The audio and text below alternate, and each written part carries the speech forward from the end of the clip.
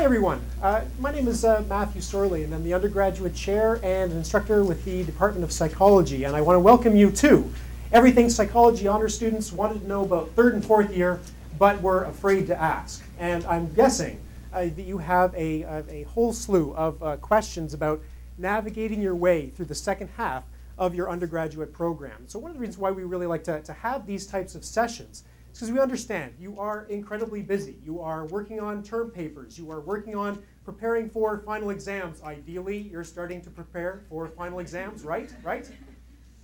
And then some of you are also starting to think about career. You're volunteering. You're working on campus. You're working off campus.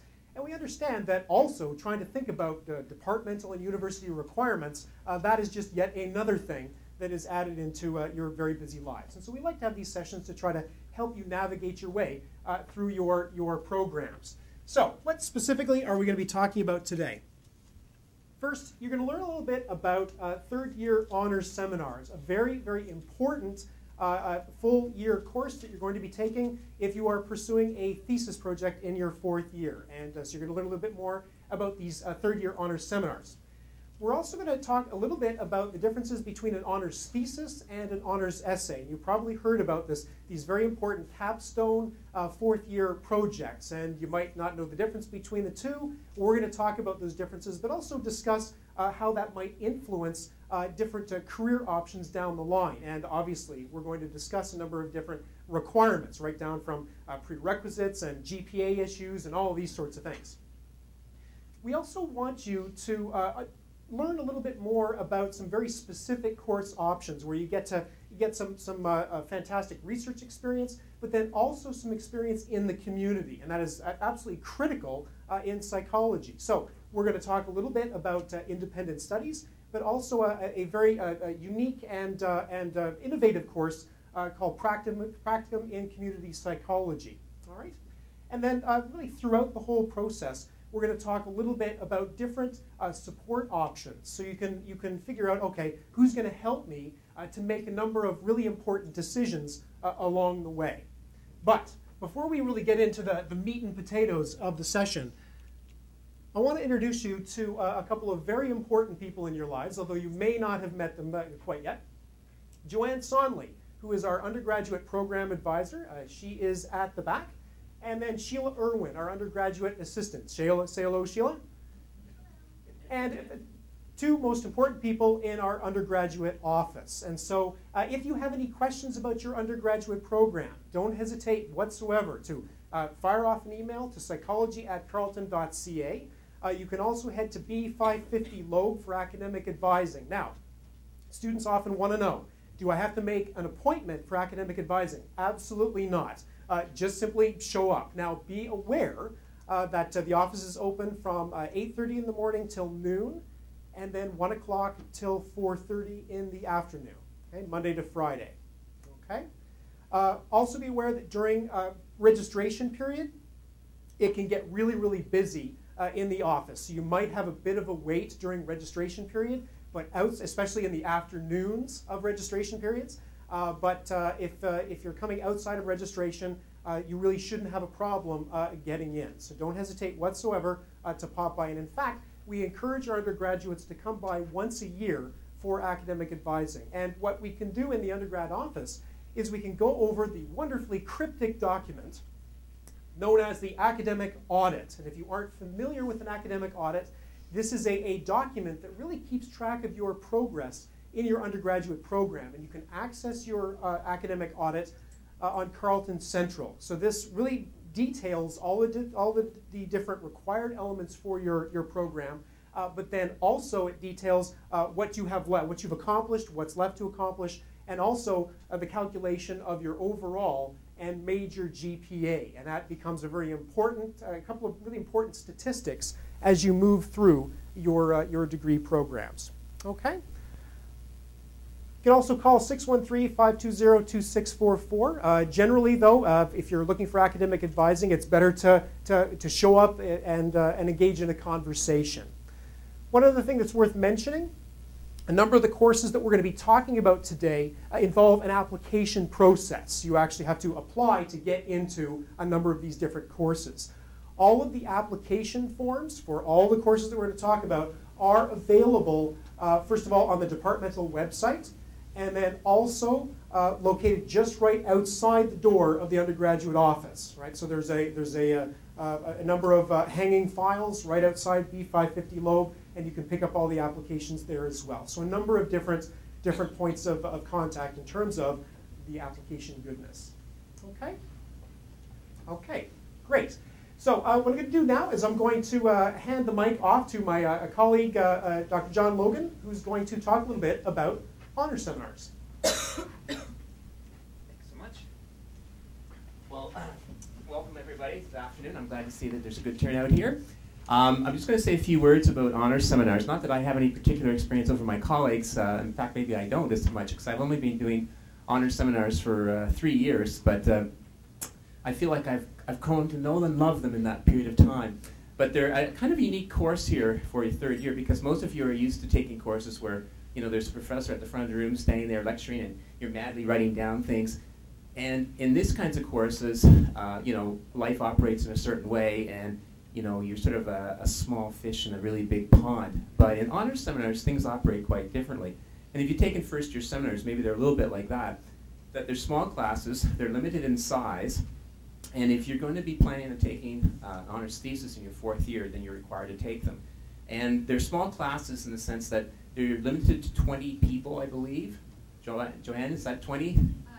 Yeah, I mean, I think under very rare and exceptional circumstances that we might increase it sometimes. And depending on if you're really in a popular one, or maybe, I don't want to say unpopular one, but they may actually even have fewer people. Like right this year, my honor seminar in cognitive psychology, I think we have 14 people. So, it sort of varies in how, exciting world of cognition is maybe not quite so exciting for everyone. So if you're planning on taking a thesis or doing a thesis, then you have to take this course. Now there's a minimum GPA requirement to get into these courses. You have to have a 9.0. Okay, so if you're planning on doing a thesis, you have to take the honors seminar. To get to the honors seminar, you have to have this minimum GPA of 9.0. Okay? Now, if you're a BSc student, then you contact the undergraduate office because the requirements are a little bit different. Okay? Now, I can't remember now if I do another. Are you my slide man? You get to MC this portion I always of the. wanted to have someone press the button that advances the slides for me. You've got your man. All right. The goal of the honor seminars are, in some sense, to prepare you for your thesis, as well as to educate you in a little bit more detail about the particular topic that the honor seminar is about. So if you do, like, for example, with me, the cognitive honor seminar, you'll learn more about cognitive processes and how to study them. But you also learn about how to actually do your thesis. So the goal there is to get you practice doing writing. So usually honor seminars involves lots of writing assignments. So if you're used to doing multiple choice tests and things like that, too bad, so sad. You'll have to get used to doing something a little bit different. But remember, this is what you paid those big bucks to do. You wanted to have that writing experience, right? This is where you're all supposed to say yes, right?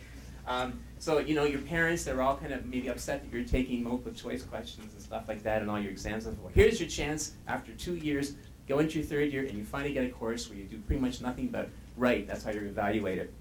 The other thing that you do is you spend a lot of time learning about APA format. You also spend usually some time, now depending on which particular honor seminar you take, usually you'll spend some time doing experiments. So there's actually projects that you do, and there's usually data analysis associated with these. Now, the degree to which you do any one of those components probably varies as a function of the particular instructor and the particular topic that you're going to be covering. But certainly in my cognitive honor seminar, we focus mostly just on doing research projects. The idea is that we start in September and we do the first research project.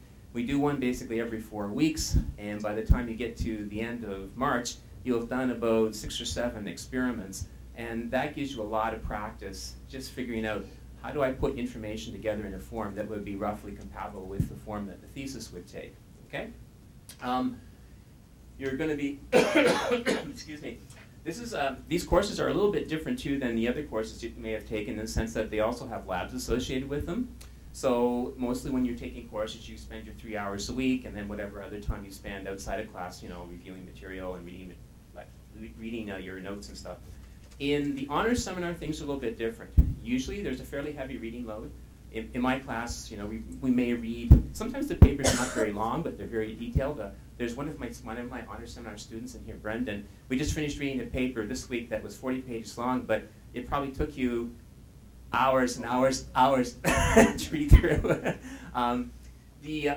The other component, though, that makes it different is the fact that you have this lab component. So you'll have another 3-hour class a week. So in other words, it's not just the 3 hours of seminar, you have also another 3 hours of lab.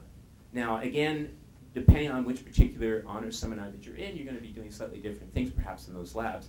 In my labs, basically, you actually do an experiment. You participate, you collect data, and then we spend a lot of time with my TA analyzing the data, and you learn a lot about SPSS. It's like the stuff they never told you in Psych 3000.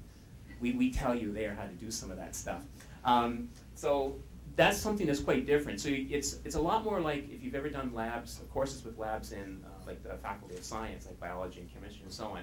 It's a lot more like that. And people who are in psychology are kind of not really so used to that. So this is a good, we want to make sure you know what you're getting into if you're getting into this honors thesis business. So it's 6 hours per week. Okay, I think that's, so I could just say a few words. There's a variety of different kinds of honors seminars. So there's one for social psychology, health psychology, forensic psychology, developmental psychology, personality, and cognitive.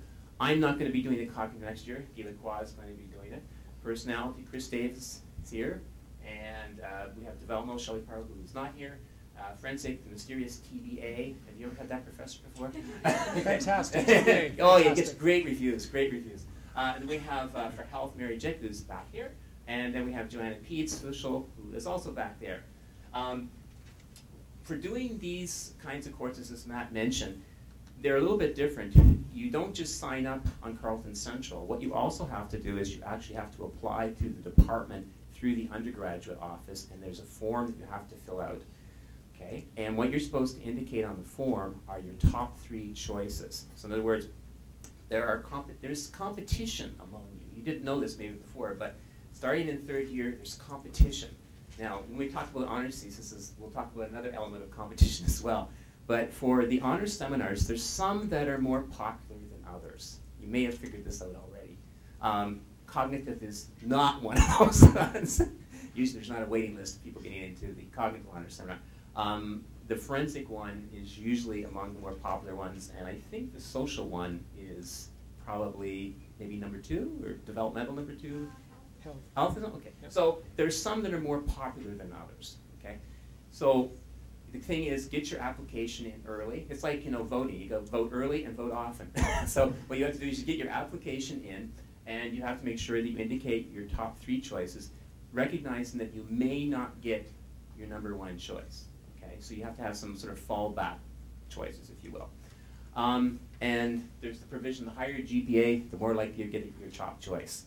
Okay, and the applications for these are due June 1st, but I think you can start probably handing them in anytime now. So that we won't look at them right away, but if you get your application in, then you can leave Ottawa if you happen to live somewhere outside of Ottawa. You'll know you'll have that job done, and then the department will just take care of the rest, and you'll be in good hands. Okay. Sorry? Goes to the different seminar instructors. Oh yeah. Okay. Yeah. So up here next, I guess we'll have Chris. We're going to do this in some random order here, but Chris is the first one up. So here you go, Chris.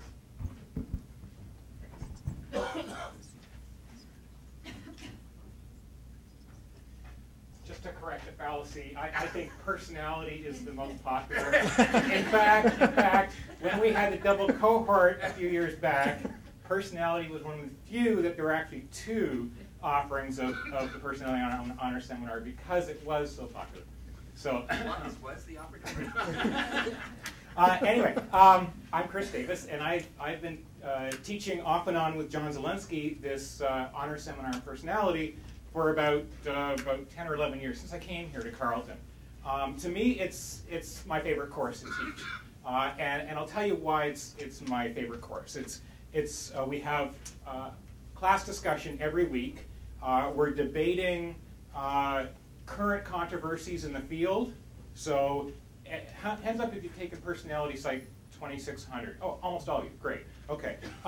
As you know, things aren't cut and dried. It's not just traits versus motives, or evolutionary perspectives or developmental perspectives. I mean, there's ongoing debate in the literature, and it's not just a theoretical debate, it's a debate based on research evidence. So what we're doing in this class is we're looking at the research evidence and forming our own opinions about what's the right answer, or when does this answer apply and when does it not apply. So it's a class based on debate. We do that for a good chunk of that's our seminar time. Every week there's a new controversy. We have great class discussions. It fills the full 3 hours, and you wouldn't believe it's gone by so fast. So we really enjoy it. The second part, the lab part, we actually design some experiments and we do them in the lab itself. So you will be working in small groups, putting together a study. You'll write up your introduction as if you're writing a thesis yourself, but you're doing it in small groups. So you're having the advantage of interacting with peers and with myself and the TA to do this, how we're going to structure the introduction, how we're going to develop our experiment so that it actually answers a question. Okay? Then you do the experiment using us as your subjects. The students have a lot of fun doing these things. We've had some really neat experiments done in the past based on ideas that you guys are coming up with. We're not saying, here's the experiment, go do it, and come back with the answer. These are things that you guys are generating the ideas for. You want to test them. We make sure you do it in a way that's going to render an answer. Not always the answer that you hope to get, but that's the nature of research. You ask a question, you try to find the answer for it. Okay? And then you write up your results with some help, and then write your discussion. When you get to the end of this course, you know how to write a thesis. You've essentially done it, okay? And so what I hear over and over again from the students that have taken this course is that when they come to do their honors thesis, it's a piece of cake. They know all the steps. They know exactly what they have to do. They know how to read critically. They know how to build arguments. They know how to write that introduction. All those steps, it's done. They know how to do it. So you come out of this course totally prepared to do that thesis. You're ready. And further, once you're done the thesis, then you're ready to be a grad student if that's what you want to do. Because grad school is all about doing these research studies. So it's old hat by the time you get to grad school. And a number of our students in this class have gone on to do MAs and PhDs, including in our own department, quite successfully. So there's lots of track record of students accomplishing from these classes.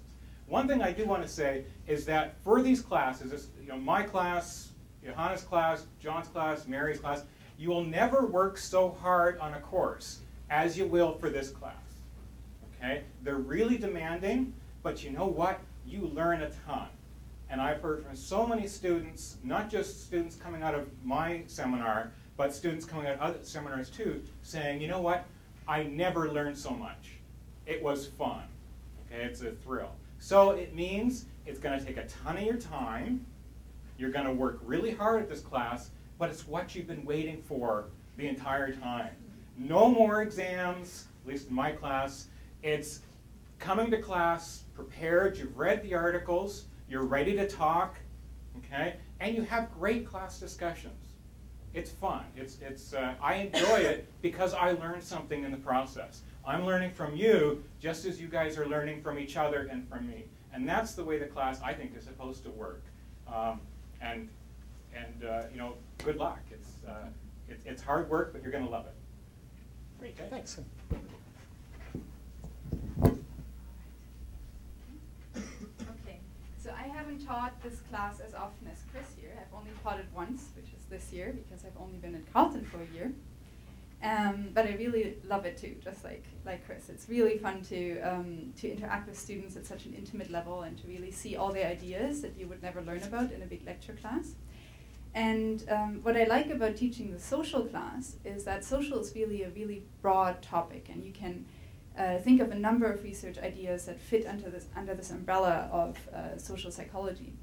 Just to give you a couple of examples, some of the projects that students are doing in my class right now are as diverse as someone is doing a study on, one group is doing a study on first impressions, and they see whether seeing someone with a dog or with a newspaper, that's a control group, whether that changes what your first impression is of that person. So they actually give people a photo with a dog or the same person with a newspaper, and they see, do the impressions change, or someone else is doing a study that's a bit boring from forensic psychology, and that's a bit more along the lines of when do people cave into peer pressure and do something illegal or not. And yet another study is looking at Facebook and whether men or women differ and why they are on Facebook and what activities they do on Facebook. So it's really broad, like a huge variety of topics that you can study in this course. And the one way, I guess, in which it differed from what Chris was telling you is that I actually make my students to go out and really collect the data. So they don't get to have me as a participant, they have to collect data with other students. So I don't know if you've been asked by some of my students in the tunnels these past 2 weeks or past 2 months to participate in their studies, but basically they really went out and collected participants on the ground for nothing but like a little candy as a compensation, and they had a huge success. They collected up to 60 people a day, some of the groups, and now they're analyzing this data, and it's like real data, so I can't tell if some of them are actually working out or some of them might not work out, so we'll see that.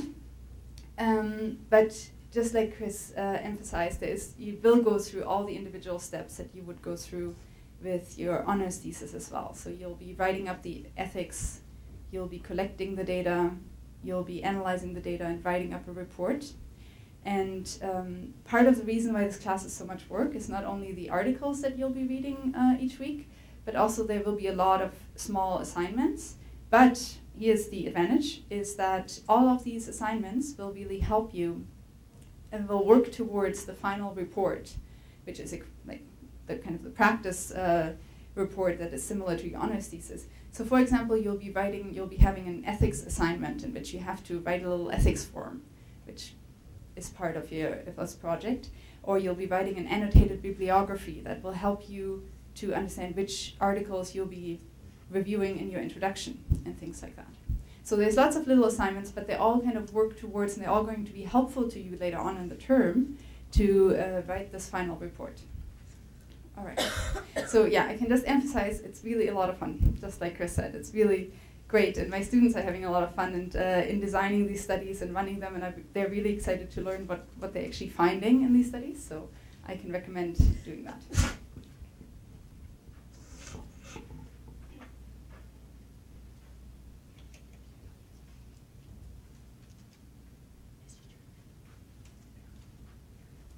Hi, I'm Mary Jick. Can you hear me all right?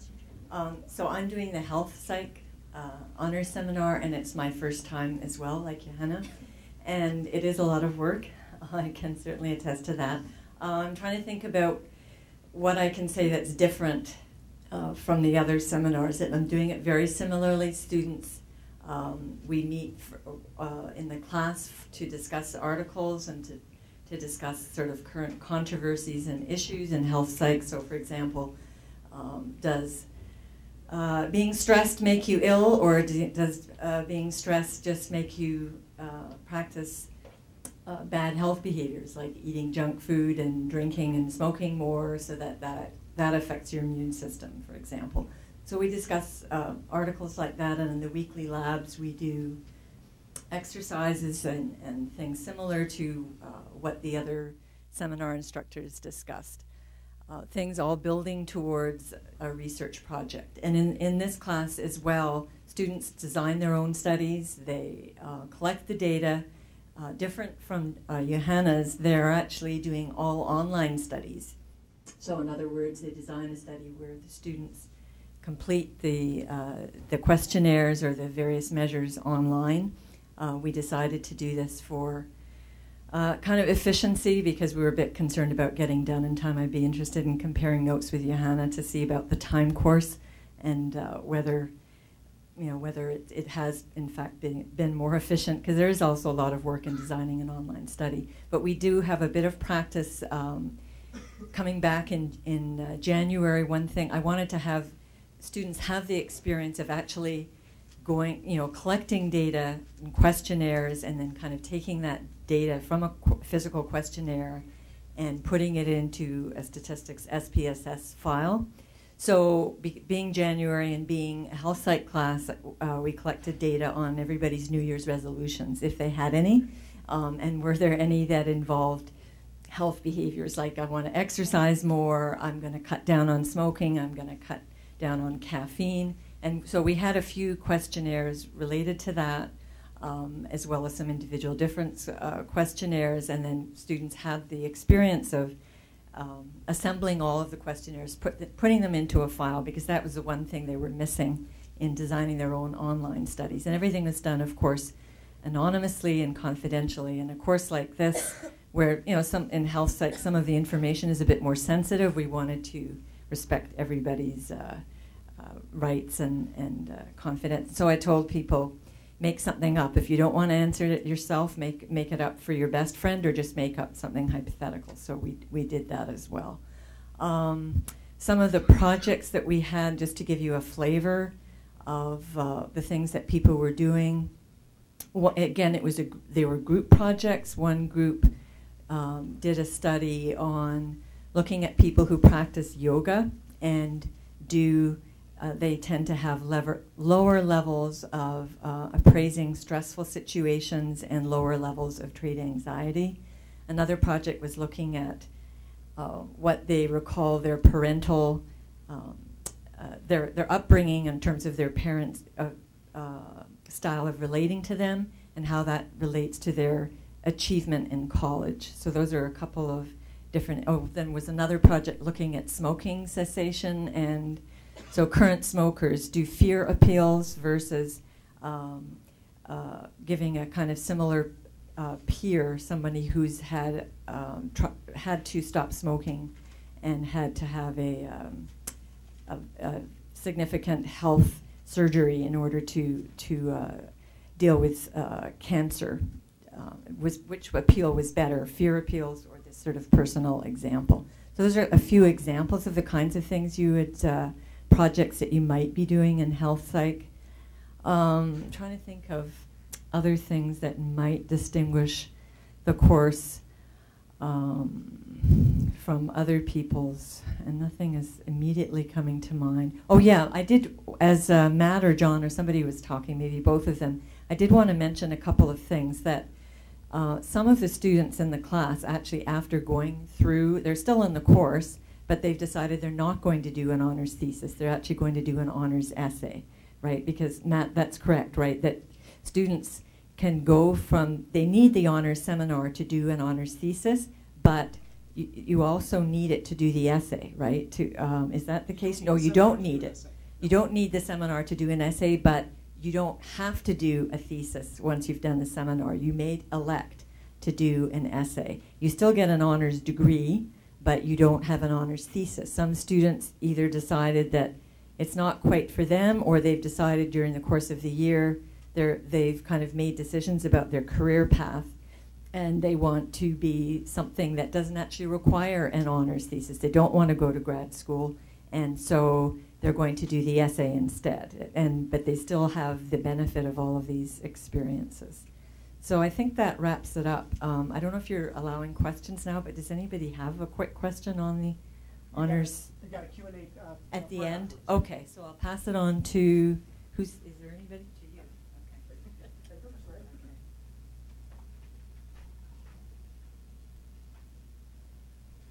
Okay.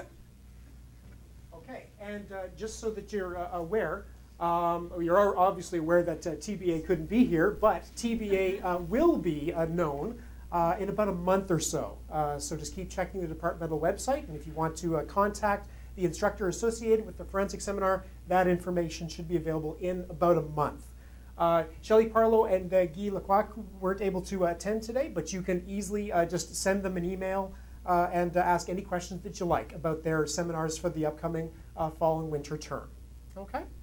Just to follow up one comment that John mentioned, don't forget to indicate 3 choices, because I know this year we had a number of people who indicated just one choice, and they weren't able to get their top choice, and so then we really have to guess for you about what you wanted to do, and we really don't want to do that. We want to make sure, to the best that we can, that you are in a seminar where you have that intrinsic motivation. You want to be there, you want to succeed. All right? Okay, now Mary was talking a little bit about thesis versus essay, and this is a fairly important decision that you're going to be making as honors students. Are you going to be completing a thesis? Are you going to be completing an essay? Let me just give you the basic differences between the two projects, the two courses. With an honors thesis, obviously you're taking that honors seminar that's going to be able to prepare you to complete this project, but it's an independent research project. And so in some circumstances, you are going to be identifying some kind of problem or issue or dilemma in the world, and then trying to generate a research hypothesis and operationalize your variables, and then preparing an ethics submission. And you're going to be collecting data, and you're going to be crunching the numbers, and you're going to be writing up this wonderful, beautiful, high quality, high scholarship project. Okay? You're going to be working directly with a faculty member and being part of a research lab. A very valuable, very powerful academic experience. With the honors essay is a class. So it really is a seminar class, typically capped at roughly 30 students.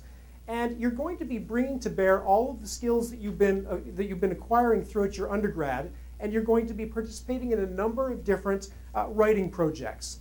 Now, these writing projects are all going to be focused on an area of research that's of interest to you. It could be cognitive, it could be something in social, it could be something in health. It really doesn't matter. As long as it's in psychology, that area of research will be your focus for the year. And so typically you'll be participating in essay assignments. There are oral presentations, and I know as soon as you hear that, you're like, oh, geez, I'm not going to do the essay. But you are part of a very supportive writing community and a very supportive learning community. You're going to be working closely with a faculty member and teaching assistants, but you're also going to be working very closely with each other. So you're going to be exchanging drafts. You're going to be forming a number of different research groups. So again, this is a class that you're going to be attending, and there are a variety of different assignments. But you're not going out and collecting your own data. You're not designing your own projects. Very much you are focused on the research and a number of different learning activities that help you to refine the skills that you've acquired through your undergrad. Now, very important punchline in terms of, are you taking a thesis or are you taking an essay? If you have graduate school ambitions, specifically for grad programs that are research or clinically based, so research clinical program or clinical programs, you're going to need to have your thesis. Okay, that is pretty much standard certainly across North America. If you are interested in more applied-based programs, so say you're interested in an MA in counseling or a Master's of Educational Counseling, or you're going off to a Master's of Disability Studies or something of that nature. If you're going off to Teachers College, if you're going off to law school, a variety of other possibilities, then the honors essay is just fine. Okay? Now, if you're at all wondering about whether or not you can get into a specific program with a thesis or an essay, a good idea to contact that program well in advance and just make sure that you know what their requirements are. Okay? The thesis is it's one-stop shopping. It doesn't close any doors. So just keep that, certainly keep that in mind. Okay. Now, all right, what about requirements for these two very different experiences? Well, the GPA requirement for entering a thesis is much higher than it is for the essay. Now, the specific requirements are in part going to depend upon when you started your psychology program. So, if you're in your BA, so you're in the Bachelor of Arts program, honors, if you began your program in fall 2010 or later, then you require a major GPA, that's a psychology GPA, of 10. So you need that A- psych GPA. Okay?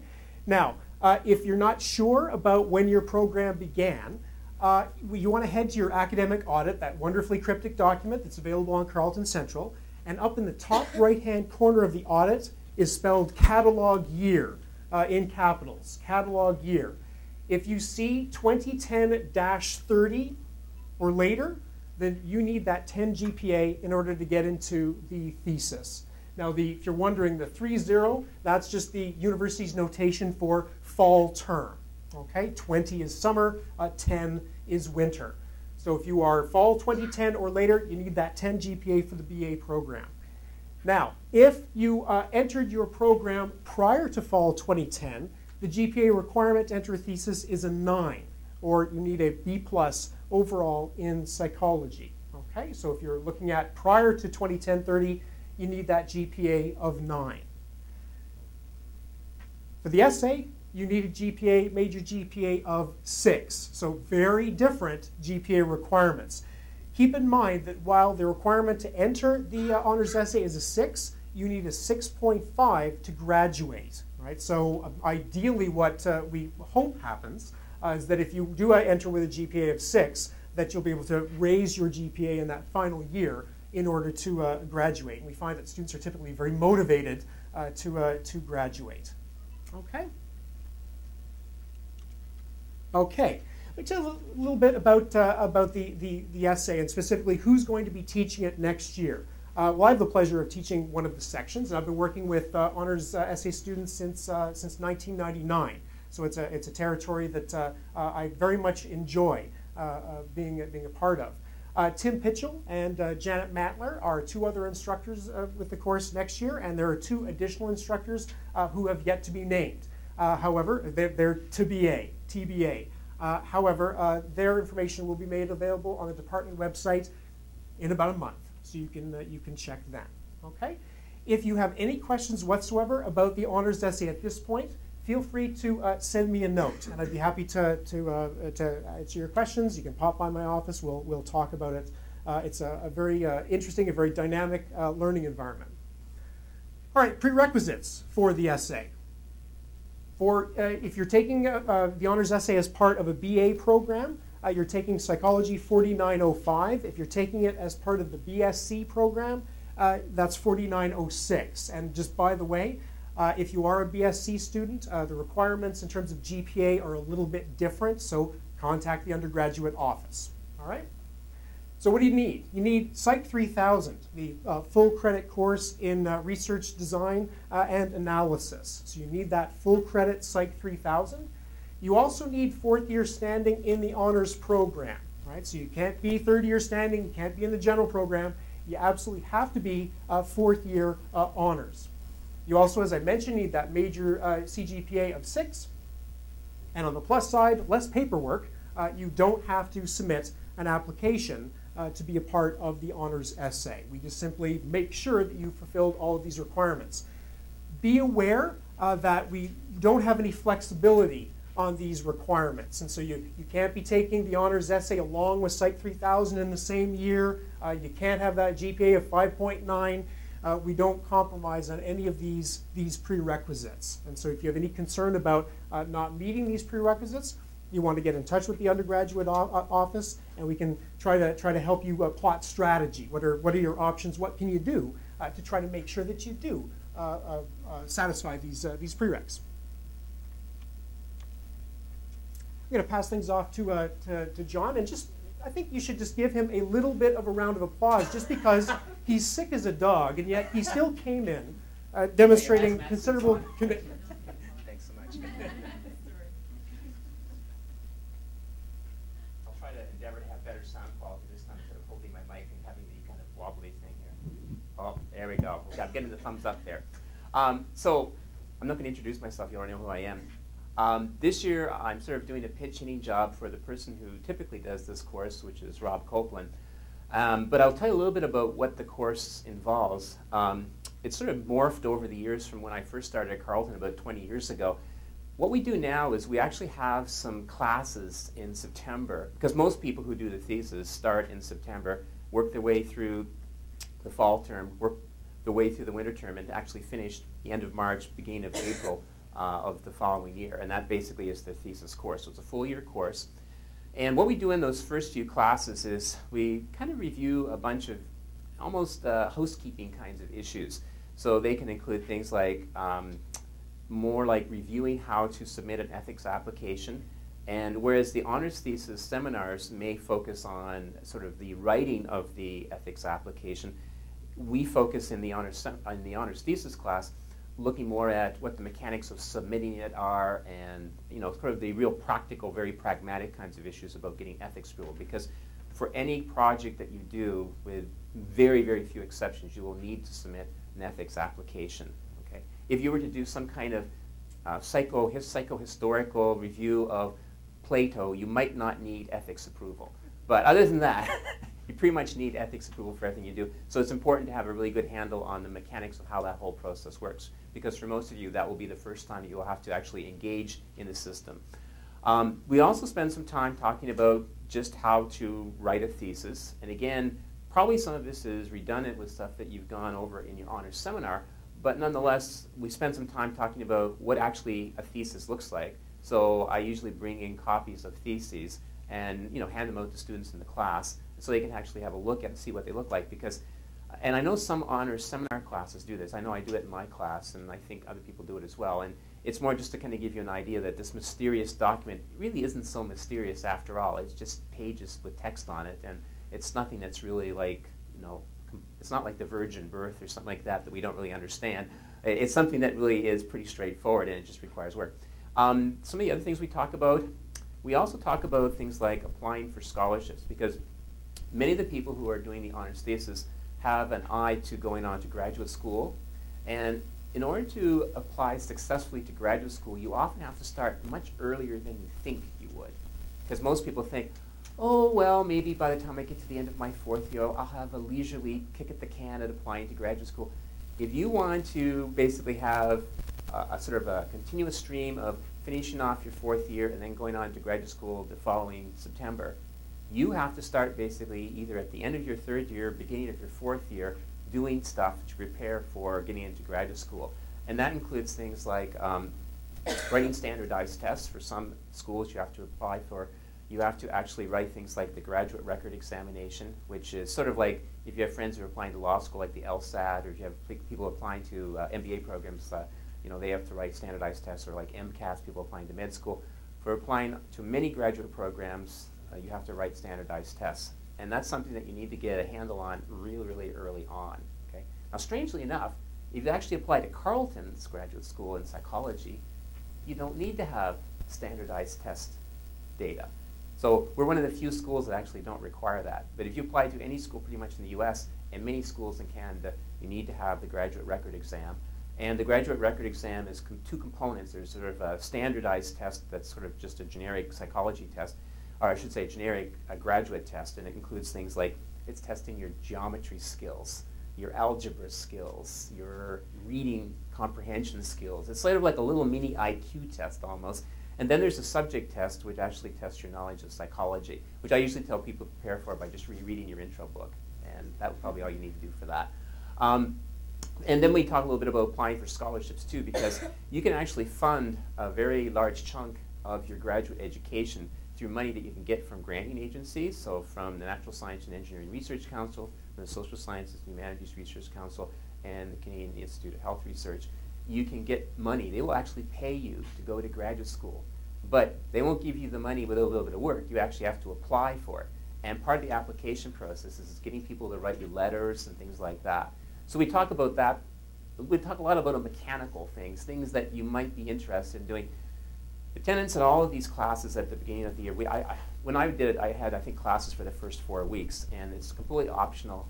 Most people showed up, thank goodness. It didn't make me feel like I was completely unwanted or anything like that. But it's useful information. We wouldn't be giving it to you if we didn't think it would help you out in the long run. Now, if you don't really ever want to go to grad school or anything like that, then you probably don't need to go some of the classes. But I provided people with an outline where I kind of gave people pretty good idea of what was going to happen each week, and they were kind of free to come and go as they pleased, depending on what was interesting for them for those first 4 weeks. I'm just going to say a little bit more about the thesis course in a generic sense. The thesis course is sort of the capstone of your undergraduate education, and that's a term that we often use, but in pedagogy, I guess, applied to higher education. But a capstone course basically is meant to try to pull together all the things that you've learned in your undergraduate education. So content-wise, skill-wise, and you put it together in this one big project, this honors thesis. And one of the things I always stress to people in the honors thesis class is that don't leave it to the night before. Okay, and you probably say, oh gee, my grandmother could have told you that. But it's important to think that when you're going to be doing this, that you have a plan, you consult with your supervisor, and we can talk a little bit more about that in a few minutes, but the idea that you need to get your supervisor fairly early on. I think there's a slide coming up about that, so we'll get to that in a few moments. Now, I won't be doing this next year. I'm on sabbatical, so Rob Copeland will be doing it next year. Excuse me. I hope I don't croak on you here.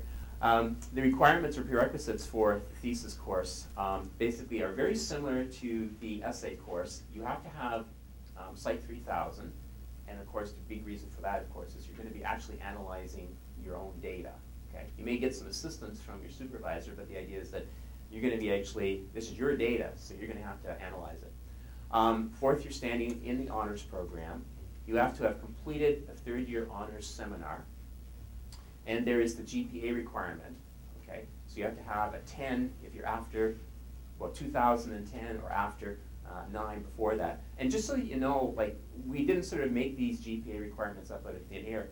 If you want to get accepted into graduate programs, the basic minimum for any psychology graduate program is an A- average. So we always felt that we'd be doing our students a disservice if we let them do the thesis with, let's say, like a B average, for example. And they might think, well, geez, I can go into graduate school now. So if we make sure that you have to have at least an A- average to get in to do the thesis, then that's sort of more in line with what the actual expectations would be for when you actually apply to graduate school. So we're not trying to sell you a bill of goods. We're trying to make sure that we're consistent with what you actually need to do in order to get into graduate school. The applications for the honors thesis course, like the honors seminar, are due June 1st. Again, you can fill them out earlier if you have somebody in mind you want to have as a supervisor. It is possible to do elements of your thesis in the summer. Not that many people do, because most people, either like to make money in the summer or do other things. But it's possible to do your thesis in the summer if you're highly, highly motivated and you can find a receptive faculty member. Because you may or may not know, but lots of faculty members don't like hanging out around Ottawa in the summer. And so you have to find someone who's willing to supervise you in the summer. But it is possible to do a thesis in the summer. Next slide, please. Now, I said a few moments ago that you need to start looking for an honors supervisor fairly early on. So consider looking for a thesis advisor during the winter term of your third year. The earlier, the better. Now, I think many of us, when we do the honors seminar class in third year, we actually make a concerted effort to try to really push people in our classes to get moving on trying to find a supervisor for their fourth year. Okay, I know in my class in cognitive, I actually try to bring in as many of the cognitive faculty as we can, and they do. I call it the dog and pony show. But each person comes in and they spend maybe like 10 or 15 minutes talking about the research, and maybe some of them even bring in slides. I mean, it's a big production for some people. Other people just sort of do an extemporaneous talk at the front of the classroom, just talk a little bit about research opportunities for undergraduates, for honors theses. And I think that most of the honors seminars people do something along those lines. And again, it's trying to get you motivated to find a supervisor as quickly as can. Because remember earlier I was telling you about competition? This is competition.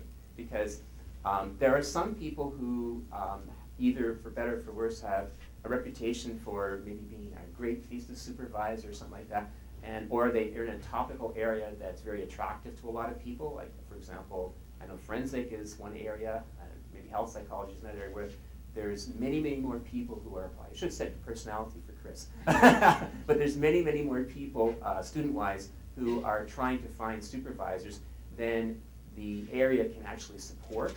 And so the only way that you can increase the probability of getting the supervisor that you want is to approach them early, okay?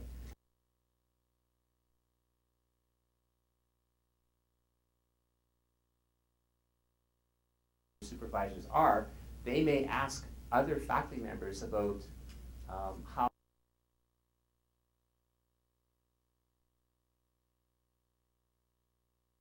well, John, can you tell me a little bit about so-and-so? Are they going to be a good student? Do you think they'd have a good chance of getting their honors thesis done? Blah, blah, blah. And I say, good, bad, ugly.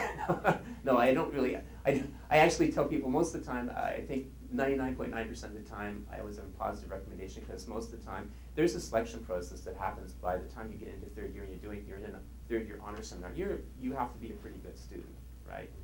So, but be aware though, there is this competitive element for finding a supervisor, and it's very important that you be aware that this exists, and that if you want a particular person to be your supervisor, then you have to act early. One thing I will tell you though, there are certain kinds of factors that can affect whether or not you get a supervisor that are beyond getting in there early and your GPA and all that kind of stuff. Sometimes, for example, people go on sabbatical. I'm going to be on sabbatical next year, so I'm going to just really limit. This year I'm supervising 5 honors students, but next year I think I'm just going down to 1 because I'm on sabbatical. And some people don't take any students when they're on sabbatical. And I happen to know for a fact that at least half of the forensic area will be on sabbatical next year, which will, if you're planning on doing a forensic thesis, that could be problematic. So people from other areas beware. You may have a bunch of expatriate forensic students looking for supervision, I guess. Now, in terms of finding a supervisor, like I said, we bring people into our honor seminars that you can sort of take a look at. The other thing is think about people that you've taken courses from and you thought that either their personality was compatible with yours or that there's an area that you're really, really interested in. Alternatively, so a third possibility is go to the departmental website and there's a listing of all the faculty. That includes full-time faculty as well as adjunct faculty. And it's really, really useful for kind of getting an idea of what's out there for supervision, okay? And you can also get supervisors who are actually not Carleton faculty, provided that you get an internal co-supervisor who is a Carleton faculty member, okay? So there's not that many people who do that. Sometimes we have honor students being supervised by people who work at local hospitals and things like that. And if they're not either an adjunct or a Carleton faculty member, then they have to be co-supervised. The student has to be co-supervised by an internal Carleton supervisor, okay? But it is possible to find people outside of Carleton if they're willing to do that. I think that's pretty much, okay. Well, I guess, oh, sorry, one more slide here. So that's basically what you need in order to find faculty to supervise your work. Get in there early, find someone who's relevant to what you're interested in. Choose a topic that you're interested in. You're going to be working on this project for a whole year, and at points you may kind of grow to hate it. I shouldn't say that. I mean, I don't want to discourage you or anything like that, but like whenever you do any kind of long-term project, there'll be moments when you sort of feel like, why am I doing this? But so you got to choose something you're going to really be able to pour your heart and soul into, and you're going to be really able to put a lot of energy into, and not really feel too bad about it, okay? So think carefully about what you're interested in. Excuse me. Now, in terms of independent study is another way that you can actually do some of this research activity, and it's a really neat way if you want to try to sample what kind of research goes on in different places. So a thesis is a really big project, a whole year-long thing, but an independent study would be something that you can do just in one term, okay? And in independent studies, you basically write a paper, a research paper. That's usually how you're evaluated, although it can also have other evaluation components as well. So you can have weekly meetings or go to lab meetings or things like that. It can be a research study that you actually collect data, but it can also sometimes be things like a lit review, depending on what your supervisor wants you to do and you want to do. It's a very, very neat way to gain research experience. Okay, without having the full-fledged time commitment of a thesis for like a whole year, okay? And if you're going into your third year, it's a really good time to do one, okay? But you can do them in your fourth year as well. The project, the paper that you're going to complete as part of your independent study is due the last day of classes, okay? And again, there is a form that you have to fill out in order to apply to get one. And so basically the process is that you have to fill out the form, take it to your potential supervisor for the independent study, and then the supervisor fills out a bunch of things, signs off on it, gives that to the undergraduate office, and then the undergraduate office actually registers you in the course. So you don't actually go through Carleton Central to do an independent study, but a really, really neat way to do this. I have a couple students working in my lab this year, this term, actually doing independent studies, and I'm having a great experience with them. They're working really hard, and they seem really, really motivated. And the neat thing is that if they hate me, they don't have to spend a whole year with me. They're just there for one term. No, I don't think they hate me. So anyway, that's another way to gain research experience in addition to the honors thesis, and a very valuable one at that. I think that's it. I think that is it. I think Mary's up next. Okay. Well, Mary's engaged in deep discussion back there. I used to tell a few jokes while I wait here. That's all right. That's all right. There you go. So practicum. There you go. Okay, so yes, the practicum is third. You can do it in your third or fourth year. You can actually do it more than once. There's 3901, 3902. If you do the practicum a second time, you have to do it either at a different placement or a different activity or supervisor at the same placement. And also, you wouldn't necessarily, you might be put on a waiting list because priority goes to people who have not yet done the practicum at all. So the idea of the practicum is to, get experience seeing how psychology is applied outside of the classroom. And so most of the practicum placements are off campus.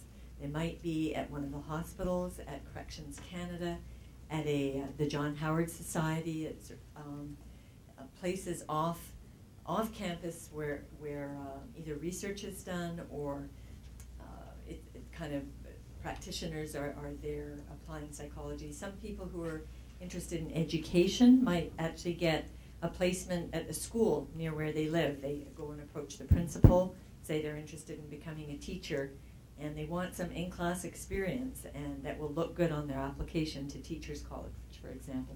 So you might get a practicum placement being a teacher's aide or helping in a class for children with behavior problems or something like that. So there's a variety of different opportunities. There are a list of sort of pre-approved placements that are up on the website. The website does have, pardon me, a practicum information package that lists all these potential placements. It doesn't mean you can only do your placement there. Some very resourceful students have found other placements on their own. Regardless, you have to get approval from the instructor, so that would be me for the fall and Connie Christiansen for next winter. Pardon me. So, and you need to start looking early, because some of the popular placements really fill up, like at the Royal Ottawa Hospital, they're filled up sometimes a year in advance. And some of them need police checks. At the hospital at Corrections Canada, anything working with children, like the Ottawa Children's Treatment Centre at GEO, you need a police check. And that can take weeks sometimes for that to be completed. So you need to start early.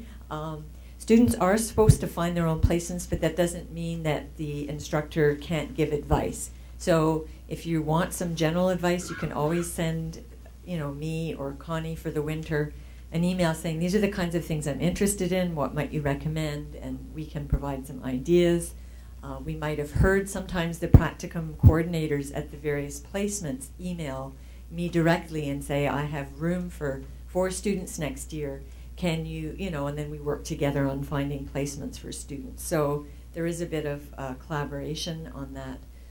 Then once you have found yourself a placement, then you need, before you begin the actual work there, which is at least 7 hours a week of volunteer activity, so you don't get paid for this, then you need to complete a contract with your placement supervisor that will outline in detail what you're going to be doing there, the kinds of activities you'll be doing. Some of them might be more research-based. Some of them might be observing things or working. Very few will be working directly with the clients of the organization, because you need to have more direct supervision and more advanced training to do that. But you might be allowed to observe or to facilitate things. You also need to have insurance filled out, and because while you're at Carleton, you're covered by insurance, and so you need to be doing the practicum while you're enrolled in it, so that you'll be covered by insurance.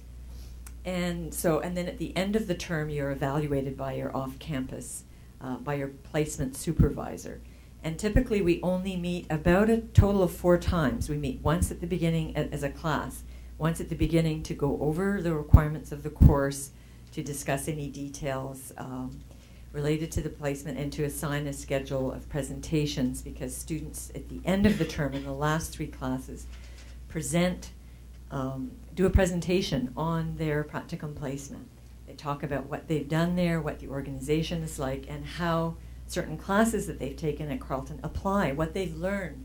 So students working at the hospital in forensic psychiatry might talk about how their forensic psych class really gave them some good concepts that they found very useful when working at the placement setting. Students doing a research placement might talk about how, learning how SPSS worked in research designs really helped in their research placement. So they do a presentation, and then you do a short literature review, 10 to 12 pages on a topic related but not identical to what you're doing at your placement, to add some academic value to the course.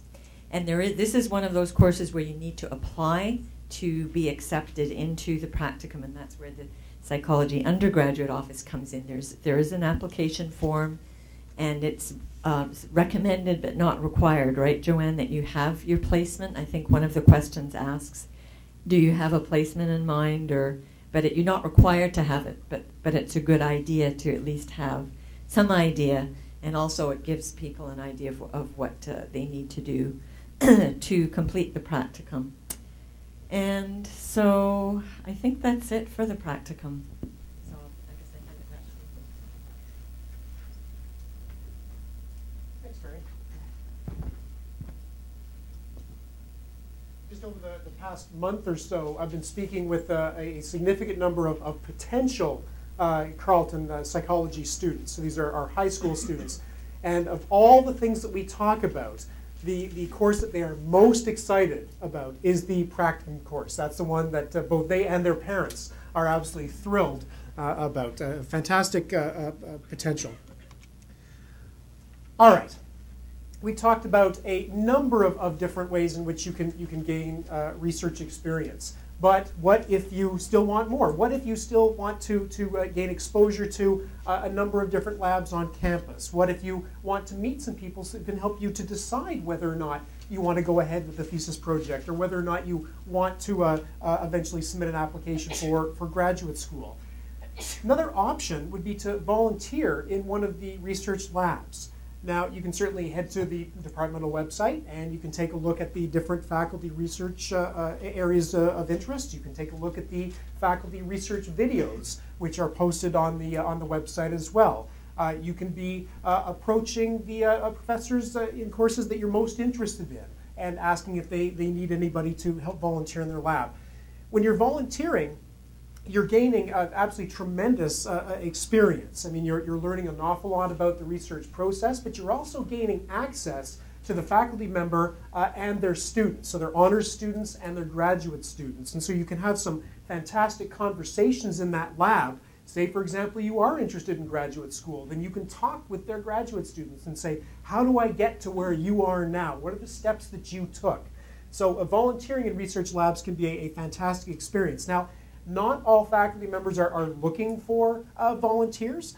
Start with the faculty members who are conducting research that interests you the most. And if you get a few no's along the way, don't be deterred. Just ask somebody else, right? Just don't be deterred.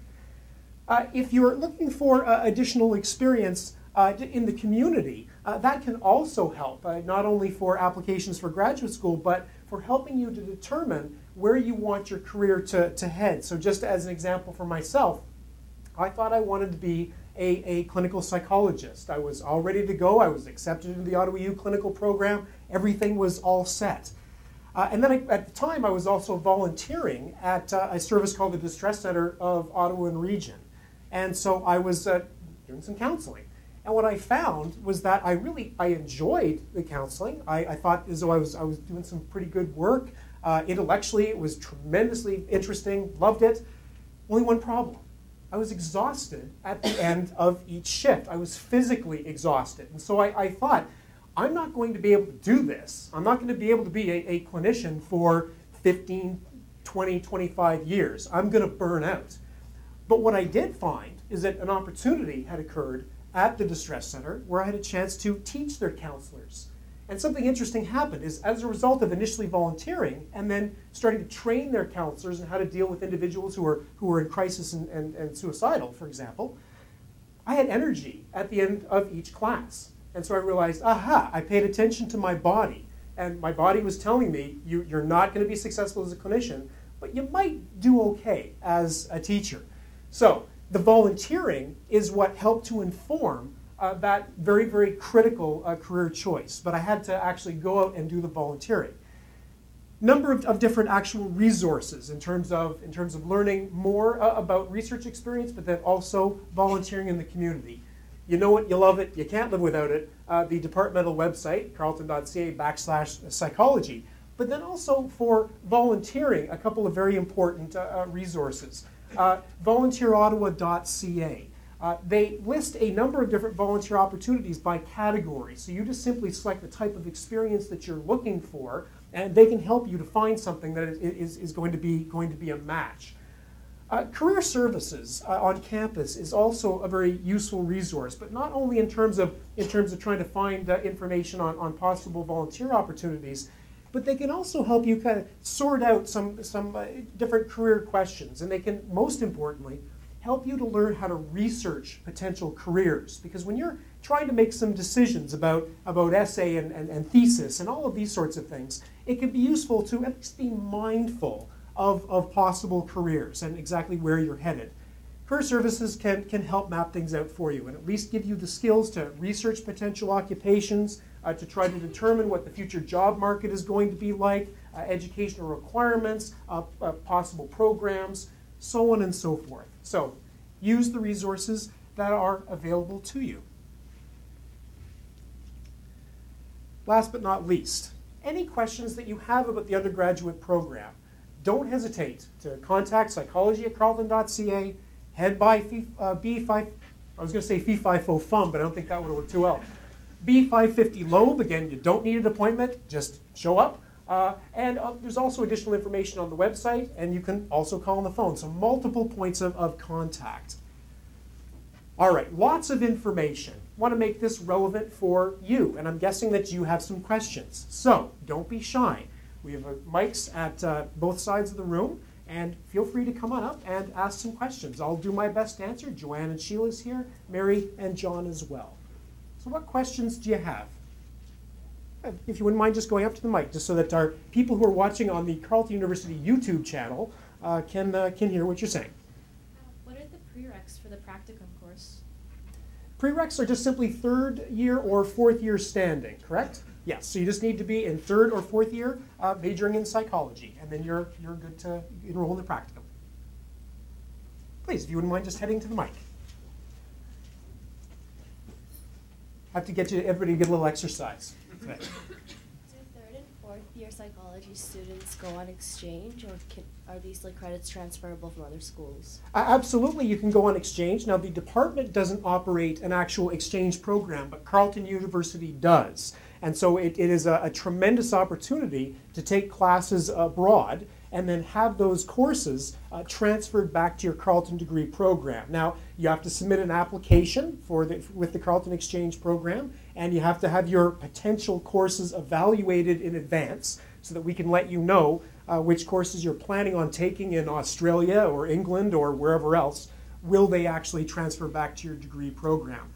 One thing I can say about Carleton Exchange, I don't think I've ever heard a student saying, you know, that really sucked, spending 4 or 5 months learning in Australia. I wish I hadn't done that. What I more often hear is from students who say, I wish I'd gone on an exchange. I wish I'd taken advantage of that option. So absolutely, there is a Carleton Exchange program, yes. Yeah. But I mean, our thesis, can we do that abroad? Or the essay course? For the essay, no, you cannot do that abroad, and the same thing for the thesis. Your supervisors are going to want you here in Ottawa for conducting the thesis. Am I correct with that, John? Yes. Yeah, so they're going to want you here in Ottawa. Yeah. Great, thanks.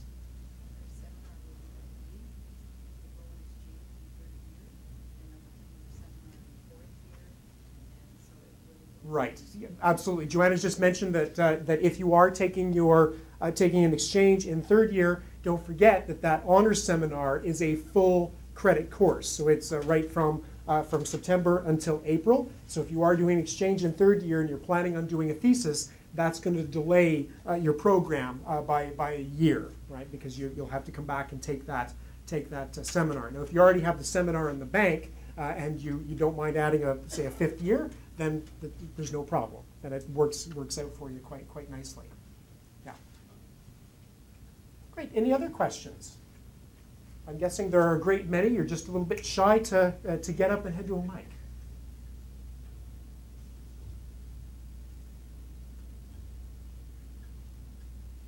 Any other questions?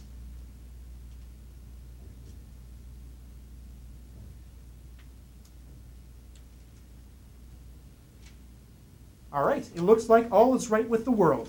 I want to thank, first of all, I want to thank Joanne and Sheila for coming to the session. They're now available for questions for those of you who may have been a little bit bashful. I also want to thank our faculty members who took time out of incredibly busy schedules to come down and talk about honors seminars and thesis work and practicums and independent studies. And I want to thank you also for taking time out of your very busy schedules to come down and try to learn a little bit about the program and what your options are. All right? Thank you very much. And thank you to those of you who are watching on the YouTube channel.